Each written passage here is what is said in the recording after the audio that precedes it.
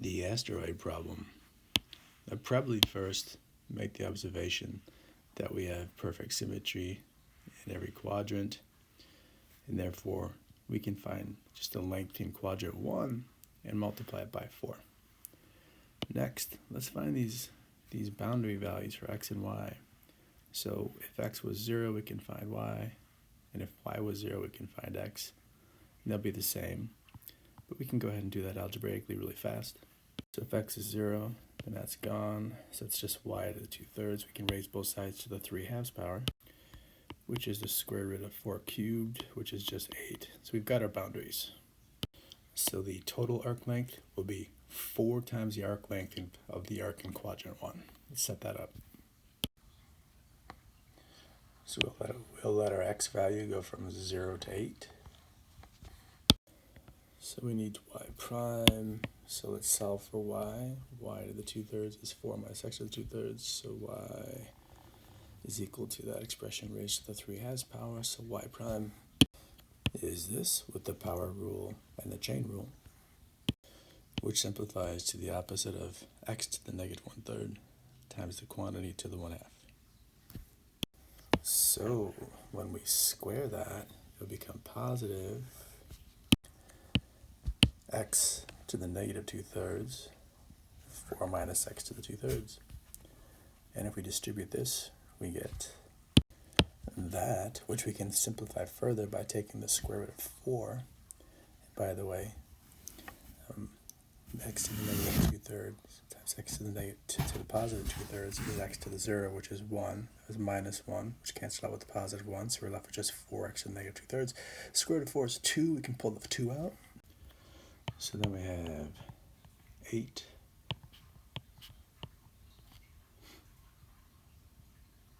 and then x to the negative 2/3 square rooted is raised to the 1/2 power, which simplifies to that. So let's do the power rule and the chain rule.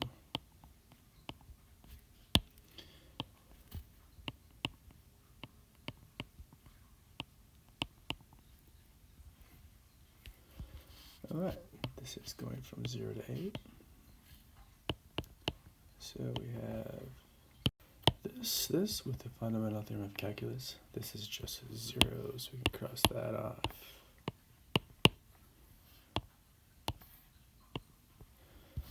All right, and then 1/3 power is a cubed root of 8 squared. The cubed root of 64 is 4. So we get 48. And now I need to check to see if that's what the answer key said. Cool. All right. There you go. So there's one nice solution to this problem. I hope that helped. I'm looking at the answer key from the textbook. Let's see, do they do it differently?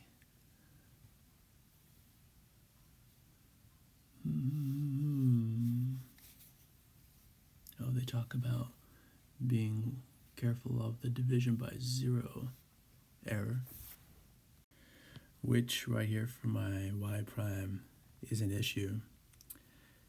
X can't be 0, or y prime doesn't exist. And if it's not differentiable, then it's not integrable.